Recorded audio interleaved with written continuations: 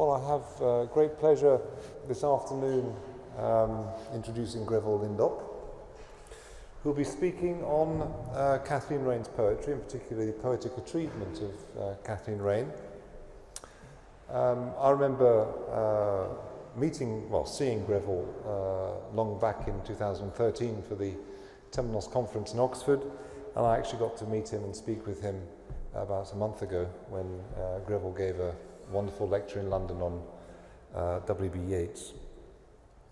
Grevel was a professor of Romantic and early Victorian studies at the University of Manchester and is himself a published poet. He was also a visiting professor at St John's College, Oxford, and visiting researcher at Girton College, Cambridge.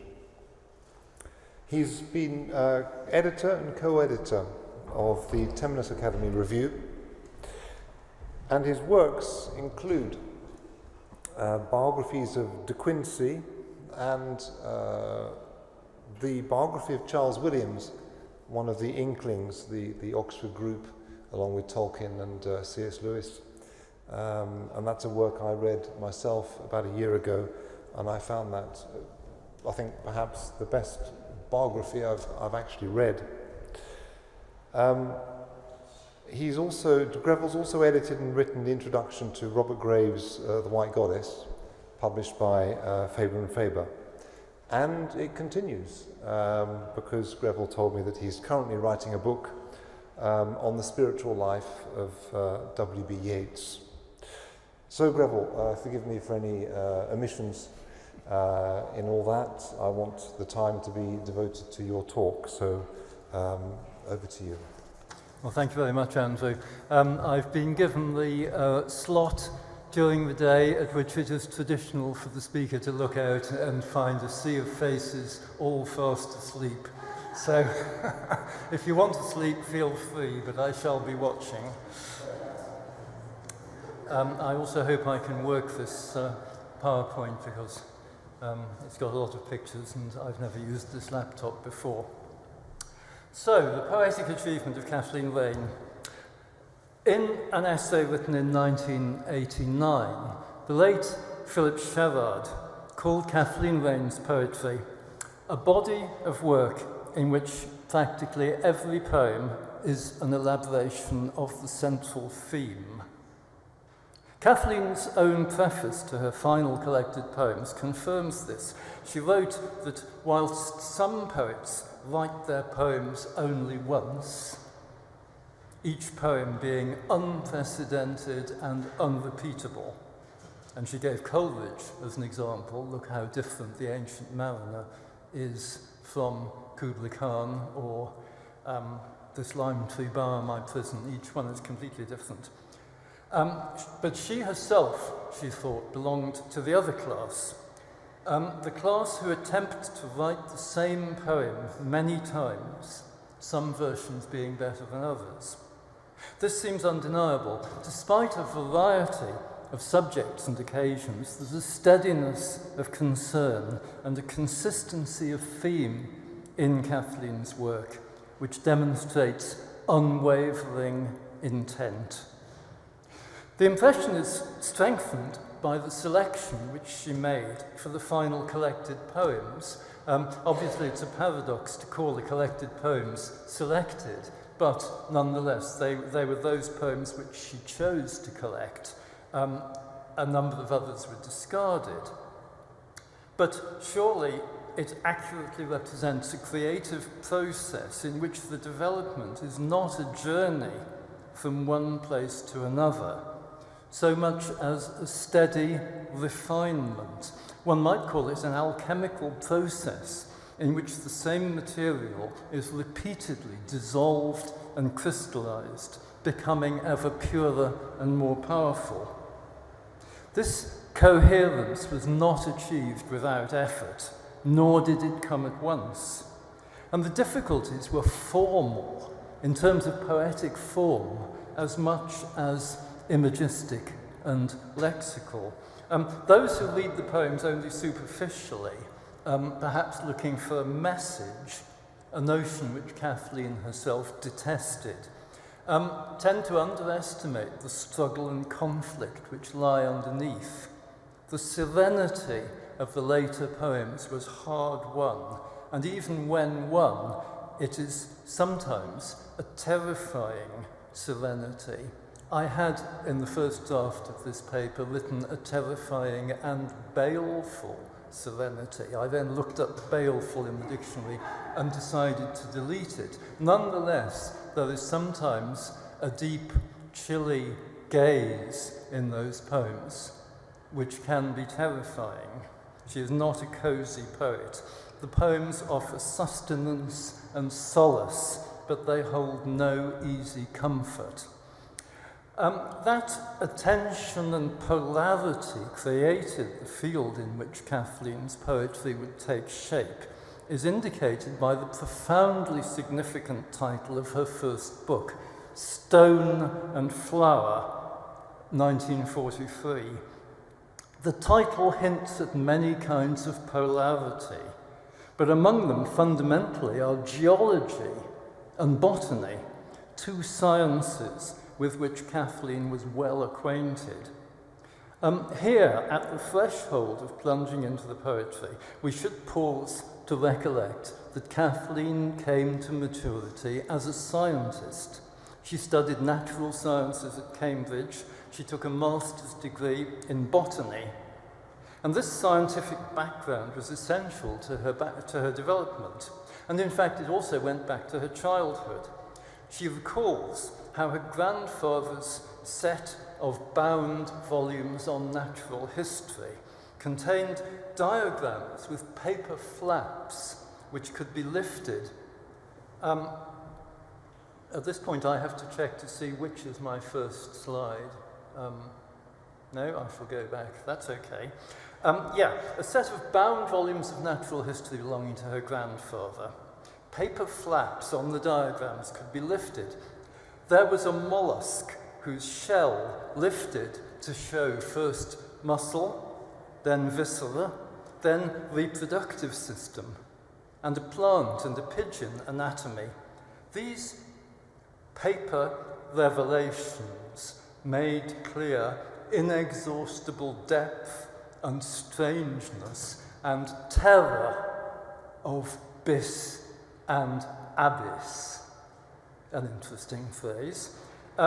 In retrospect, she likens these volumes of natural history with their hinged paper flaps of diagrams to the volumes which she later saw of Law's Burma, where, as Yeats wrote, you lift a flap of paper and see both the human entrails and the starry heavens.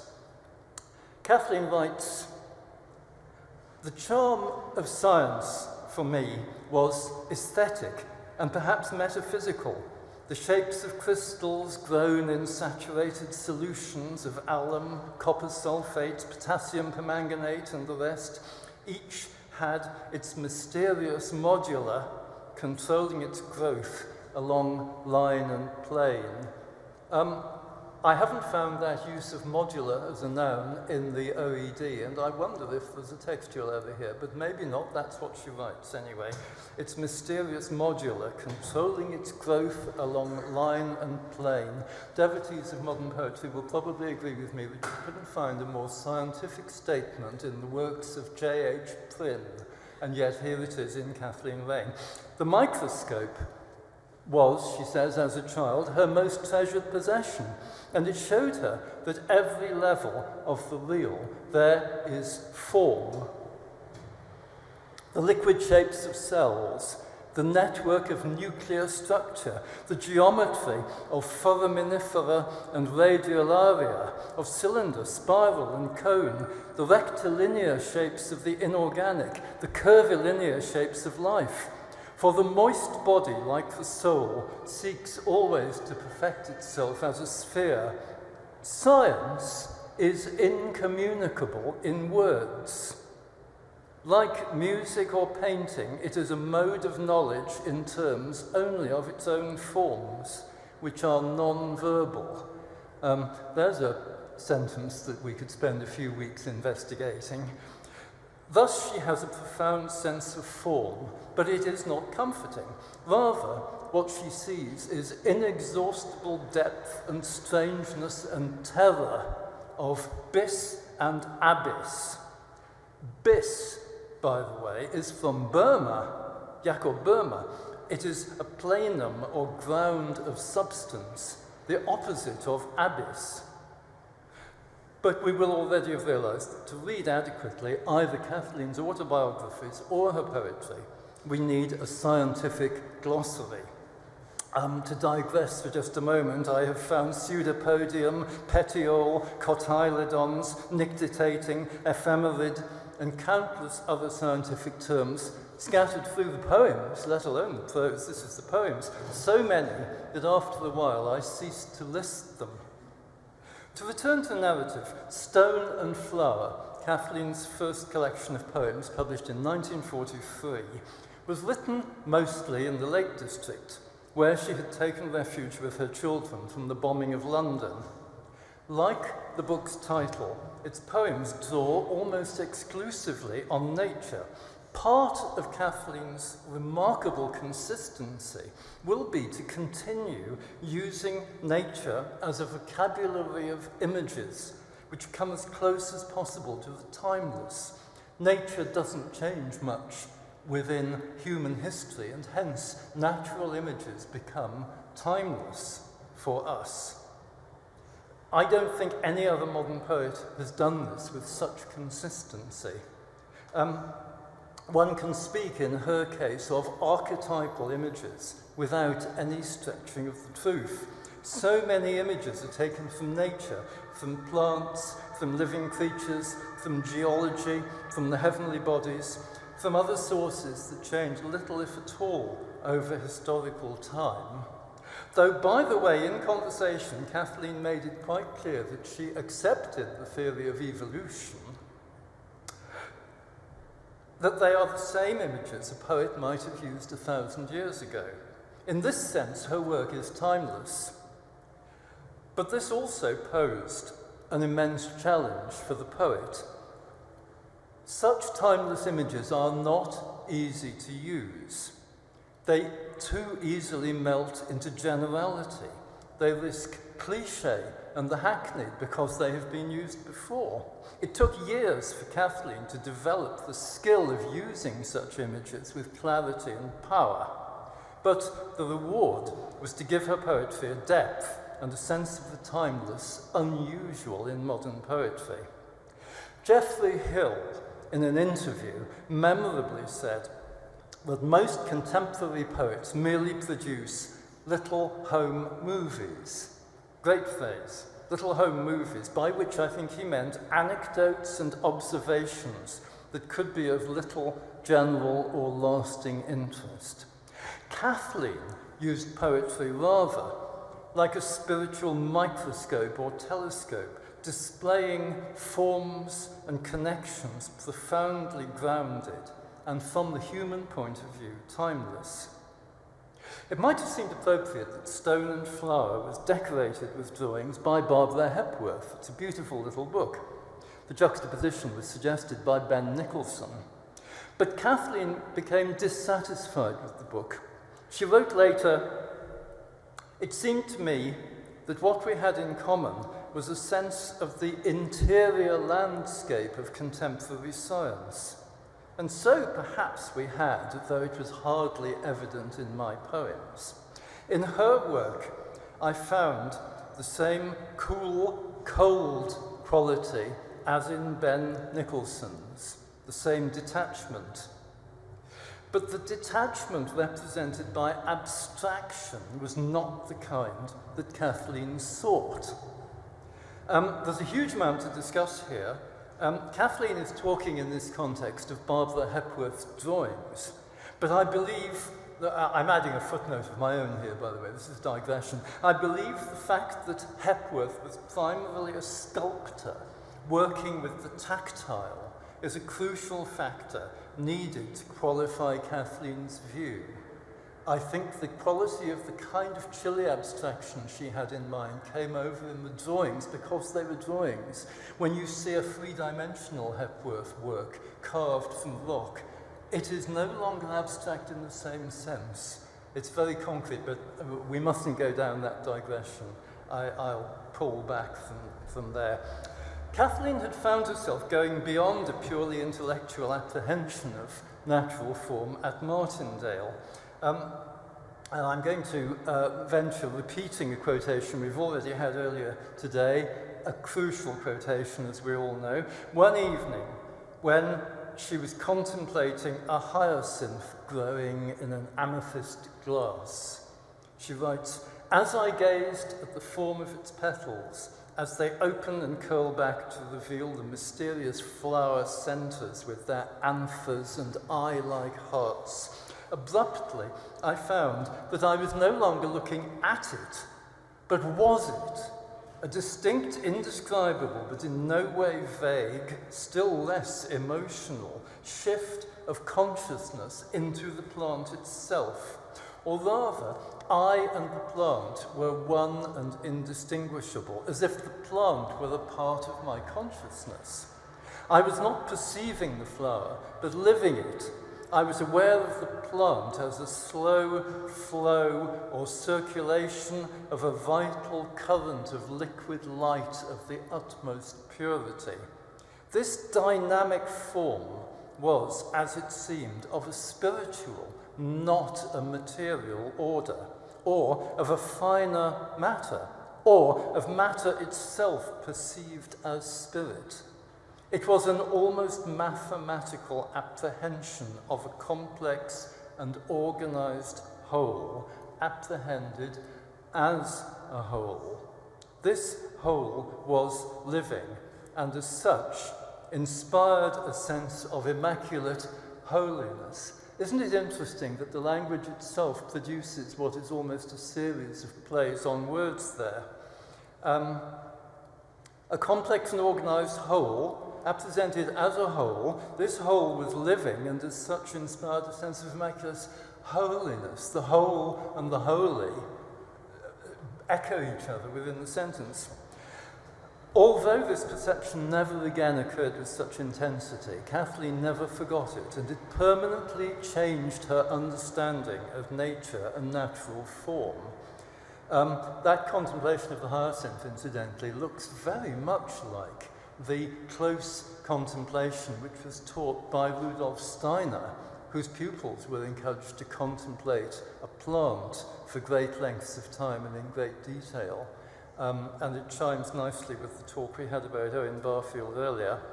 Kathleen never forgot this, and it changed her understanding of nature and natural form. The poems of Stone and Flower were composed in a very specific human context also. They were written in dialogue with the Cumbrian poet Norman Nicholson, who at times went to stay with Kathleen at Martindale Vicarage, where she was living. Kathleen Raine and Norman Nicholson read and discussed each other's poetry. They looked at nature together, Kathleen apparently showing Norman the Lycopodium moss through her microscope, which she had with her, and they learned from one another. Nicholson was clearly in love with Kathleen, and Kathleen's first book, Stone and Flower, takes its title from Norman Nicholson's poem Above Ullswater, which is addressed to Kathleen herself. Lamenting Kathleen's departure from the area, Nicholson writes, "What remains now in the world of stone and flower, the world that hand and eyesight know?" And he goes on to address her directly. "Oh, but you, to whom the angels speak in colours, was the silence singing and the shining air snowy with angels' feathers?" Kathleen answers this poem of Nicholson's in Night in Martindale, surely the finest poem in Stone and Flower, and one which Kathleen often allowed to represent her early work in anthologies. It's a poem of which she never became tired as she did of many early poems. Night in Martindale. Not in the rustle of water, the air's noise, the roar of storm, the ominous birds, the cries. The angel here speaks with a human voice. Stone into man must grow, the human word carved by our whispers in the passing air is the authentic utterance of cloud, the speech of flowing water, blowing wind, of silver moon and stunted juniper, I beg your pardon. Words say, waters flow, rocks weather, ferns wither, winds blow, times go. I write the sun's love, and the stars know. The poem takes Nicholson's extravagant image of the shining air, snowy with angels' feathers, and brings it down to earth. The angel here speaks with a human voice. It is humanity who speaks for nature and speaks out of nature. The poem acknowledges love, but it ends with the word no. But its form is remarkable. There's a very strange balance between open and closed form in this poem. All the lines have 5 stresses until the 9th. Words say, waters flow, which has only 4, but alliterates strongly. And this is followed by a line of no less than 8 stresses. Rocks weather, ferns wither, winds blow, times go. And unexpected internal rhymes, weather, wither, blow, go. Then there are the stanzas. The first stanza leads us to expect stanzas of 3 lines with consonantal rhyme. But immediately the pattern is broken. Stanza 2 has just 2 lines and no rhyme at all. In the third stanza, we're back to 3 lines, and there is a faint consonance between cloud and wind. Jupiter, I keep saying this, sorry, I take it all back. Juniper, why am I doing this? Juniper might be heard as linked by a faint consonance to air. Then we're back to a final stanza of 3 lines with the various alliterations and internal rhymes we've already noted, as well as a very firm full rhyme, flow, go, no, to conclude. The poem, in other words, shows a remarkable oscillation between predetermined and open form. Whenever we think we've grasped a pattern in the shape of the poem, it goes. This struggle between freedom and constraint, evident in so many of the early poems, is deeply significant, I think. The poems seek a form, but they also resist it. The reason, I think, is clear. From the beginning, placing herself alongside nature with its timelessness and clarity, Kathleen is driven to seek definitive, unanswerable, and indeed oracular statement. That is what nature does, what nature forces upon us. But she recoils from the rigidity of fixed form, because a fixed form's claim to the definitive all too easily shows up the slightest hollowness of thought or utterance. A thought profound enough to sustain a whole poem, with a structure at once as crystalline and as organic as the one she seeks, still eludes her. So what we get in her best early poems are highly formal fragments, lines and stanzas that seem to come from a more highly structured poem than the one in which they find themselves. You could say, to put it in simple terms, there's a constant battle between free verse and traditionally shaped verse. It's a sign of Kathleen's battle against self-deception. It was in the Pythoness, published in 1949, that Kathleen's poetry took a definitive step forward. It's clear that around this period something profound took place. This was confirmed, though clearly not caused, by a resumption of her correspondence with Robert Graves. She had been in touch with Graves during the war in quite a businesslike way, requesting contributions to a free French literary journal, Fontaine, published from Algeria. But now, in 1949, she was writing to Graves, we don't have complete correspondence, thanking him for what she called almost oracular answers and questions to my present questions and answers. And also thanking him for, sorry, I should have shown you the picture before, but anyway, there's Robert Graves and there's The White Goddess, his book. Thanking him for his letter warning me, she says, to write from the naval shrine and not from the opinionated mind, which came also on the very day that the decision had been dramatically laid before me by other magical and profound circumstances. Yes, you are right. I have clung to animus cleverness, a sign of weakness and fear always in woman, and I am now prepared, resolved, to renounce Cambridge, and indeed all I have learned since I was born, and to keep only what I knew and what I was before I was born.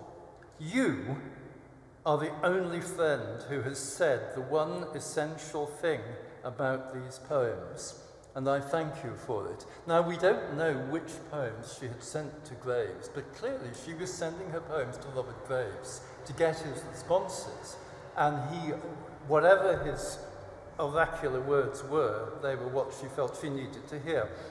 Kathleen was at this time a keen reader of The White Goddess.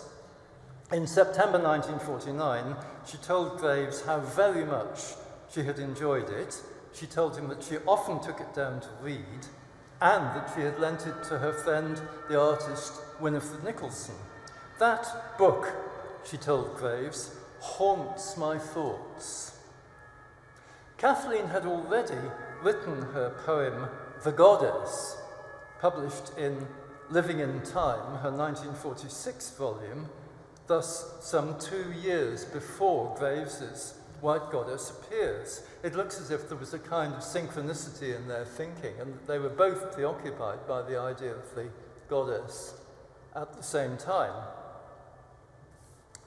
The title of her 1949 collection, we don't know whether it was chosen before or after she read Graves's book, but the title is The Pythoness. In other words, of course, the oracular priestess. Equally, evidence of a kinship, at the very least, between Kathleen's thought at this time and that of Graves. I'll just digress to say that after I discovered Kathleen's letters in the Robert Graves archive, I several times deliberately raised the matter of Robert Graves and the White Goddess with Kathleen, not letting her know that I had seen her letters to Graves. She never rose to the bait. She just ignored it, or she said, you know, Graves's poems are better than his ideas, blah, blah, blah. You would never know that she had gone to him as if to a guru at one time, but she did. Anyway, so when, in 1949, The Pythoness appeared, one might think a close kinship between her thinking and Graves's. However, in The Pythoness, when a poem of complete perfection appears, it goes beyond anything that the White Goddess could have suggested. This perfect poem is The World. I'm sure you all know this, but here it is. The world. It burns in the void. Nothing upholds it. Still it travels. Travelling the void, upheld by burning, nothing is still. Burning, it travels. The void upholds it. Still, it is nothing. Nothing, it travels. A burning void, upheld by stillness. It's a poem that represents the ultimate in impersonality. T.S. Eliot, who constantly advocated impersonality in poetry, never wrote a poem that comes anywhere close to this in impersonality. One recognizes Indian influences here, the Buddha's fire sermon amongst them, perhaps the Upanishads, perhaps also Zen Buddhism with its emphasis on the void, perhaps also Jacob Boehme, about whom I don't know enough to venture any comment. The poem is a pure object for contemplation, and like the natural forms contemplated by Kathleen in her youth, its structure is mathematical. It's like a crystal. Essentially, it offers permutations on 6 terms: burn, void, nothing, uphold, still, travel. And it follows certain rules. It makes permutations on those 6 terms. The rules are that within a stanza there can be no repetition of the pairing, and within each stanza each element may appear only once. There is almost no repetition of the pairings, and what repetition there is almost symmetrical. Burn and void appear together in the first line and in the penultimate line. Nothing and still occur in inverted sequence as the last 2 lines of the middle stanzas. So we have nothing is still, and still it is nothing. The poem is, to repeat, an object for contemplation, endlessly fascinating, composed of the simplest elements, mathematical in structure. One feels oneself looking through a microscope at a crystal, or through a telescope at a star.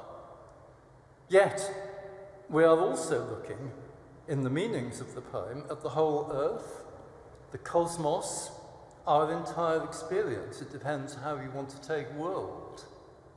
But world can mean all of those things. We can choose on what scale to interpret the poem. Form and content are one. Yet it still seems to have taken a little while for Kathleen's poetry, in general, to find its own form and language. Parts of the Year One, her 1953 collection, still seem less than fully convincing. To me, at any rate, there's something unduly willed about such self-conscious groupings as the 6 spells, the 2 invocations of death, the 3 poems on illusion, the 3 poems of incarnation, almost as if she had set out to write these sequences rather than finding them happening of their own volition. There is, however, a new image of great importance. This is the shell. So I would add to the stone and the flower the crucial image of the shell in Kathleen's poetry, which from this point comes up many, many times. Structurally, the shell is the midpoint between stone and flower. Like the flower, the shell has mathematical form and grows through time. It is the creation and, in some sense, part of a living creature. But like the stone, the shell is mineral in composition. It can last for huge periods of time, and when found, it is often without biological life. The shell has obvious associations with femininity and the goddess Aphrodite, and since the end of the 18th century, there has also been continual poetic interest in the apparent sounds to be heard from within any conical helix shell. The shell becomes an important symbol in Kathleen's poetry for all of these reasons, and because, as a scientist she is aware, its curve is a form which has been traced through time. It thus represents a fourth dimension. Here's a poem about shells. Reaching down arm deep into bright water, I gathered on white sand under waves, shells drifted up on beaches where I, alone, inhabit a finite world of years and days. I reached my arm down a myriad years to gather treasure from the yester-millennial seafloor, held in my fingers forms shaped on the day of creation. Building their beauty in the three dimensions over which the world recedes away from us, and in the fourth that takes away ourselves from moment to moment and from year to year. From first to last, they remain in their continuous present. The helix revolves like a timeless thought, instantaneous from apex to rim, like a dance whose figure is limpet or murex, cowrie or golden winkle. They sleep on the ocean floor like humming tops, whose music is the mother-of-pearl octave of the rainbow, harmonious shells that whisper forever in our ears. The world that you inhabit has not yet been created. How about that for the last line? Here, the sea becomes time. I reached my arm down a myriad years, but also transcends it. The shells are forms shaped on the day of creation. The shells build their beauty in four dimensions, including time, but they are also timeless, instantaneous from apex to rim. The last line of the poem is elusive, yet deeply evocative. The world that you inhabit has not yet been created. This has precisely the quality of an utterance from a dream or an oracle. One ponders it, it seems deeply meaningful, and yet any paraphrase seems impossible. It's also quintessentially a symbolist line, evidence of an affinity with French symbolism, which is part of Kathleen's affinity with France. From this point, it seems that for Kathleen, the problem of form has been solved. Never again does she try to force her verse into fixed forms. Mostly, there is a fluid, free verse, generally iambic in its stress patterns, occasionally rhyming, but almost never finding regular form. Like water, one of her favourite images, Kathleen's verse flows freely and finds its own shapes, which appear perfectly natural. From this point also, there is hardly, I think, a single poem that appears unsatisfactory to the reader, to this reader anyway. She doesn't put a foot wrong after this. Which makes critical discussion difficult. There are so many fine poems one could choose, every one of them deserving close attention. One can only focus on some of the very best, though even that is hard to judge, and on some of the broad themes. There was a long gap of 13 years between the year 1, 1952, and The Hollow Hill, 1965.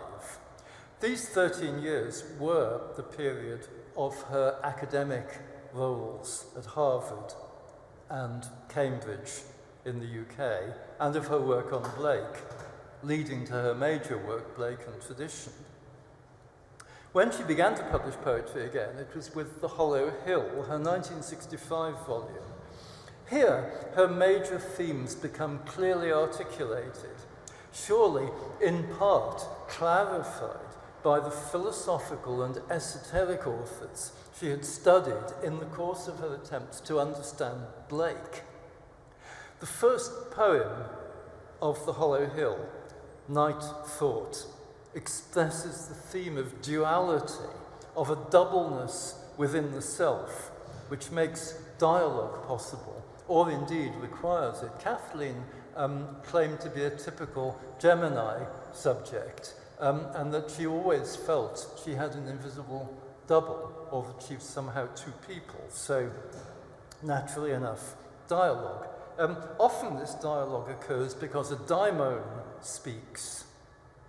But in Night Thought, it is a dialogue of my soul, or simply soul, and I.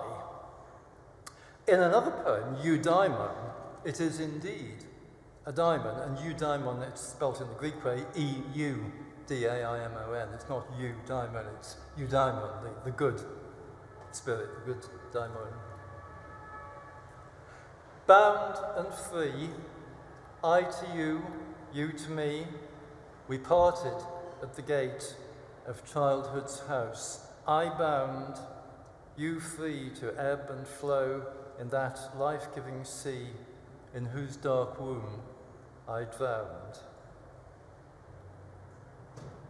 It needs reading several times, but we don't have time for that, but do go back and read it on the page. Notice how the sea here becomes an image of both freedom and drowning, the ways in which the two aspects of the self experience existence. Kore in Hades is another poem expressing this theme, which, as Philip Sherrard says, is the great theme of all Kathleen's poetry, the myth of the descent of the soul from its native realm into an alien and hostile world, and its final return to the land of its origin. This is what comes of mentioning water. There we are. The title poem of the book, The Hollow Hill, the title poem, The Hollow Hill, is in fact a magnificent sequence of poems. It begins with an evocation of New Grange, Brugnaboyne in Ireland, with its central chamber where the dead were laid, but where also the first ray of the midwinter sun pierced through to the centre. And it ends in a sixth section with an obviously initiatory dream in which, let's quote, "The poet who had died a year ago led me up the ancient stair of an ancestral tower of stone. Towards us, out of the dark, blew such sweet air. It was the warm breath of the spirit I knew, fragrant with wild thyme that grew in childhood's fields. He led me on, touched a thin partition, and was gone. Beyond the fallen barrier, bright over sweet meadows, rose the sun." The poem is dedicated to Willa Muir, so surely the poet who had died a year ago is Willa's husband, Edwin Muir, who died in 1959, and who thus acts as a spirit guide. A great deal is packed into this final section, which I've quoted in its entirety. Not only is Edwin Muir present, but of course the ancient stair of an ancestral tower immediately evokes Yeats, another of Kathleen's masters. The wild thyme of childhood's fields is there to represent not only the adult poet's childhood, but it's also an allusion to William Blake's epic Milton, where the wild thyme becomes the spiritual messenger who inspires the poem. The sun, which in the first section had shone into the tomb, as it does at New Grange, now illuminates sweet meadows, bringing life and inspiration to the poet. But the title, The Hollow Hill, is significant beyond its reference to Brugnaboyne. It points to the possibility of seeing through the material world. The whole world, if you like, is a hollow hill. This world appears a solid grave mound, but actually it is hollow, it is insubstantial, and through it, if we look properly, the spiritual world becomes visible. The Hollow Hill is a book which contains two masterpieces. One of them, short enough to give here, is triad, really, in the classical sense, I think, an epigram. To those who speak to the many, deaf ears attend. To those who speak to one, in poet's song and voice of bird, many listen, but the voice that speaks to none, by all is heard. Sound of the wind, music of the stars, prophetic word. And notice how rhyme has come back in a flexible, fluid manner, not at all that of the predetermined stanza. Also at the end of the volume, we have soliloquies upon love, really a 6-part sequence, of which the 5th part, I think, is the best, and which unifies at last the images of the stone and the shell. You will see on the left of this picture the stone of which Kathleen writes in this poem. And the you of the poem is Gavin Maxwell. Your gift to me was a grey stone cast upon a wild shore, traced over with calligraphy of inscrutable life. A marine annelid with stroke as free as by master brush, one fluent word has written with its life in the record of the Logos, yet lacked senses to see its delicate coils and meanders of white masonry. Mind unknown, that blind plasm signed with weight and drift of sea, of wave refracted light and stress of spirit, omnipresent in every part, universal being, here imprinted. The number-loving Greeks built their white temples to Apollo of the measured and Aphrodite the veiled source. Does the same harmony inform those marble shells, the word that is and means always and everywhere the same? Your message of life to life was written on the sea floor before we met, before we were. Serpentine, strange and clear, the deep knowledge we share, who are not the knowers, but the known. You gave, and I received as beauty what the Logos writes. Intelligible, though not to us, the inscription on the stone. Wonderful poem, wonderful poem.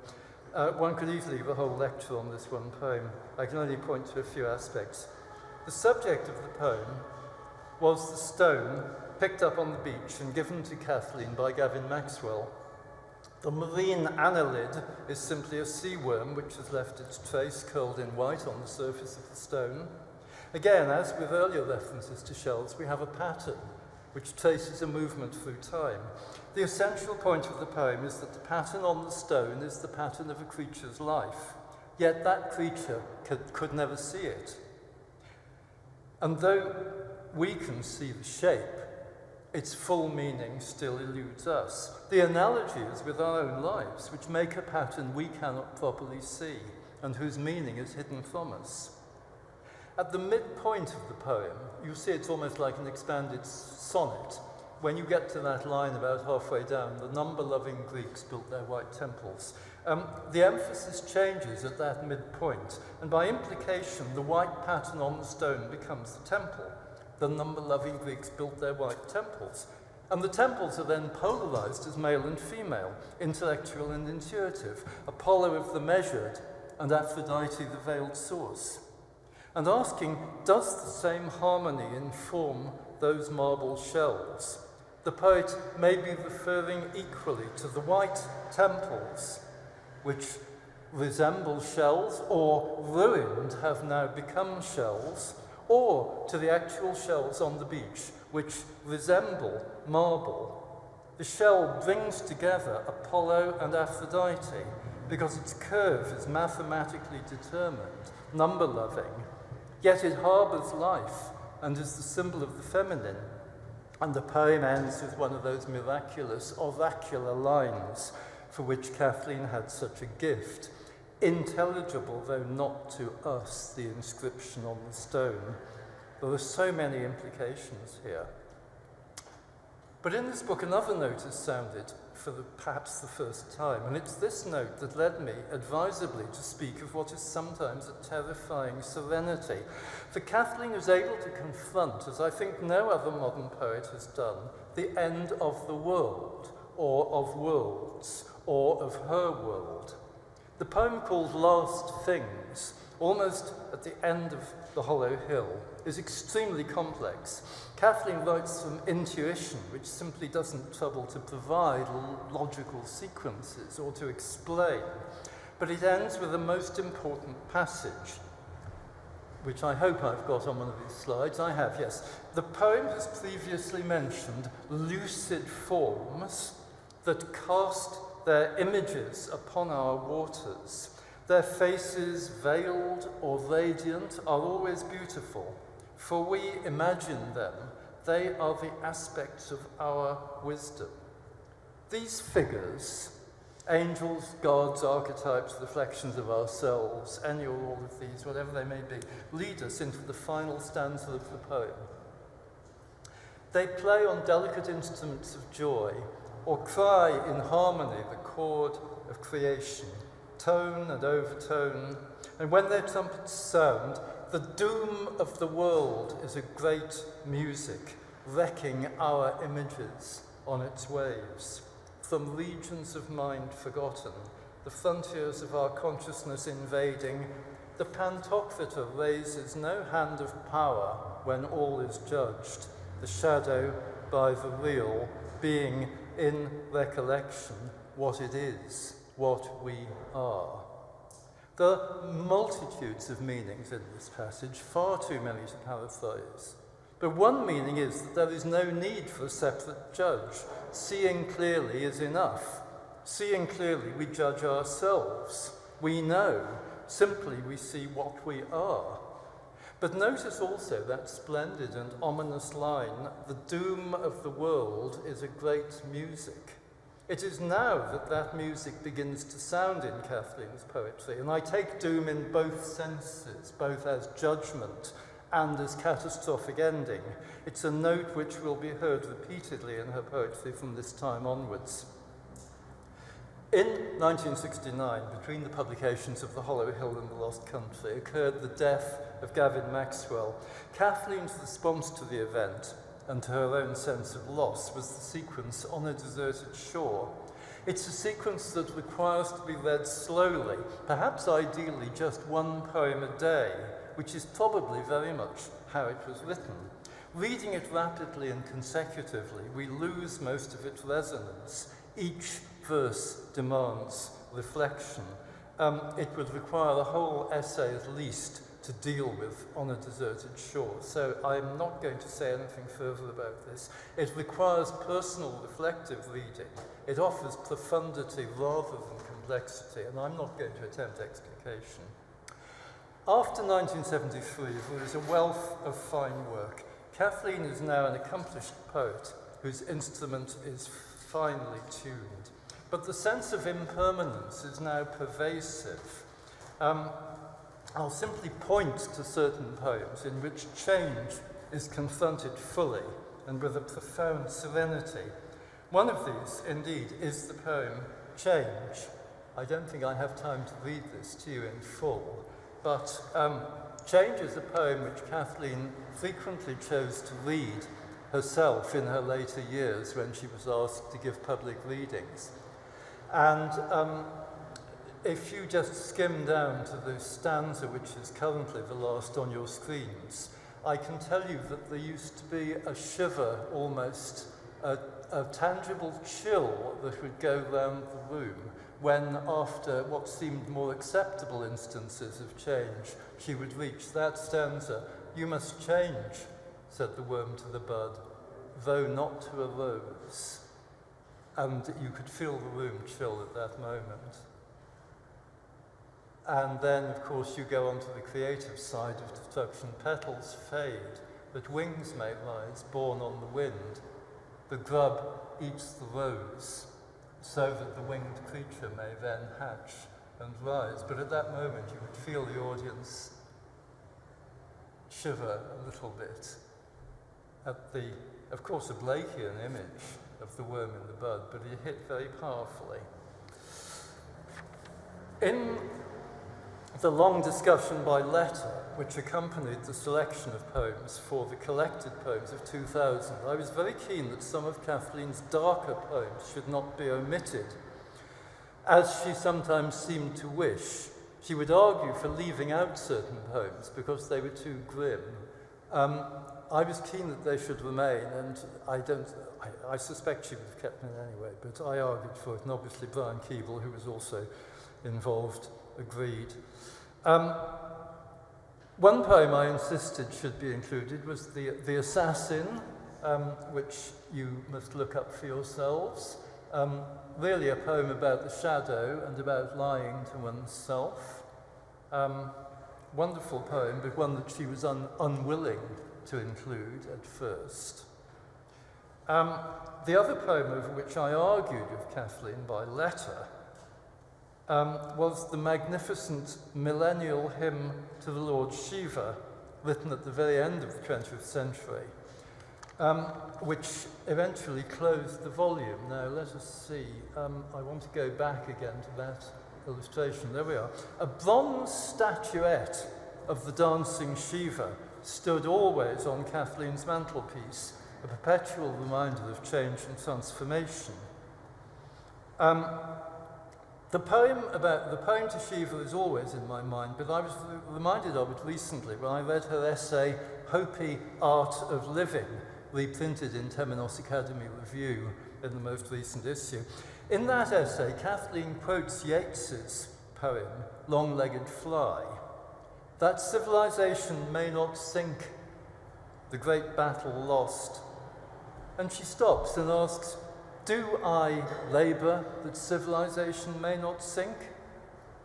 Perhaps I have done so, but now it seems to me that all that is over. Later, she says still more explicitly, let civilization sink. It is sinking anyway, and we all know it. Give us back sun, moon, and stars, the hills and the sky and the wind, and our lost world when times and places were ours not to be renounced from hour to hour, from day to day and year to year, because we have tasks to perform, compulsions to obey. Poets should keep faith with that primordial world, hold it forever before our eyes. But it is those few words, civilization is sinking in any case, and we all know it, that have stayed in my mind. What a relief to hear it said, and what a touchstone of Kathleen's honesty. And so we come to Millennial Hymn to the Lord Shiva. Far too long to quote in full, but I will finish by reading a few extracts and ask whether any other poet has written a poem so adequate to the times in which we live. Earth no longer hymns the Creator, the 7 days of wonder, the garden is over, all the stories are told, the 7 seals broken, all that begins must have its ending, our striving, desiring, our living and dying. For time, the bringer of abundant days, is time the destroyer in the iron age of the Kali Yuga. To whom can we pray at the end of an era but the Lord Shiva, the liberator, the purifier?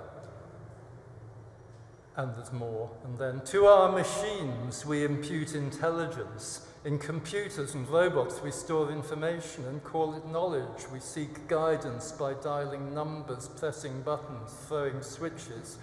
In place of family, our companions are shadows cast on a screen, bodiless voices, fleshless faces. And then there's more again. But she ends with exaltation. But great is the realm of the world creator, the world sustainer, from whom we come, in whom we live. We're going to have to read this poem. I'm sorry, folks, but I can't not read it. The Assassin. The assassin is someone you already know, near at hand, not at heart, even though you assume you are fond of. But your soul is not.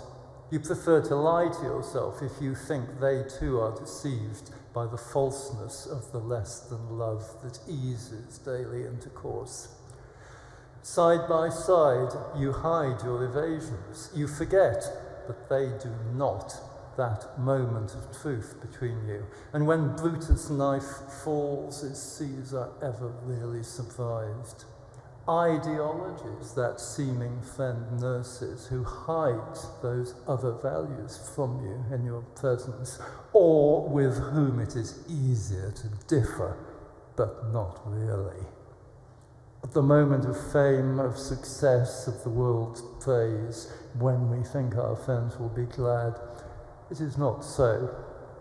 The assassin is hidden in your shadow, and this you know.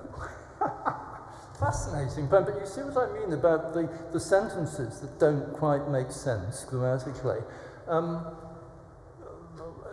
The assassin is someone you already know, near at hand, not at heart, even though you assume you are fond of, full stop. I mean, that's not a well-formed sentence. But it gets the feeling almost, it's something to do with not quite being able to face up to something with full consciousness, and it distorts the syntax. There's a few other things like this, and some of the other poems have features like this. They're very odd, but you know, if you're looking for stuff to do with making language a problem, who was it who said that? A poet? It wasn't Barthes. Was it Roland Barthes? A poet is someone, no, it was Walter Benjamin. A poet is someone for whom language is a problem. Now, at these points, language is becoming problematic for Kathleen, but she lets it stand. Did she not notice it? Did she feel it somehow? I really don't know, but there it is. And I love this poem. It's one of the poems of hers that I think of quite often, and I'm really glad it's there. But we had a possibly fake argument about it by letter, because she wanted to leave it out. I can't even remember how we got into this discussion, but there we are. What were we talking about? I've lost the thread.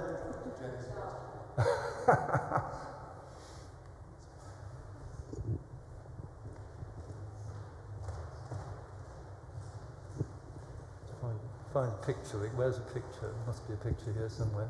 Oh, there we are. Yeah.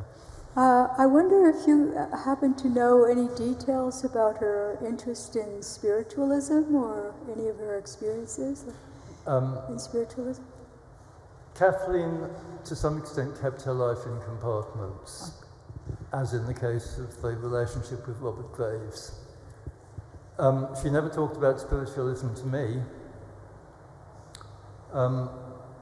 But Stephen Overy, the administrator of Temenos, told me recently that a batch of papers had come on the market which were reports of spiritualist seances at which Kathleen's friend Gay Taylor had been present, and at some of which I think Kathleen had also been present. She did attend seances. That's all I know. But I mean, I can also tell you that she went through the full occult instruction course with the Society of the Inner Light, which is an offshoot of the Order of the Golden Dawn, but she didn't talk about that either. There is much, much, much to be found out about Kathleen's life that is not in such biography as we have. The two most important things: we need a proper biography of Kathleen Raine, a properly researched major biography, because she knew and interacted with just about every important writer of the 20th century. The second thing we need is a proper full edition of her letters, which will be found in the archive of virtually every significant figure of the 20th century. We need the letters and we need a proper biography, and if I were 30 years younger I would be doing it myself, but I'm not going to be here long enough, so somebody take up the challenge, please. Thank you, Grevel. Whatever you were asking about, it's been shattered under the steamroller, I'm afraid. So. It was spiritualism, yes. Right, okay. Thank you. Yes, we need to move on. Thank you very much, We all Grevel. need a break, don't we? Thank you very much. Yes.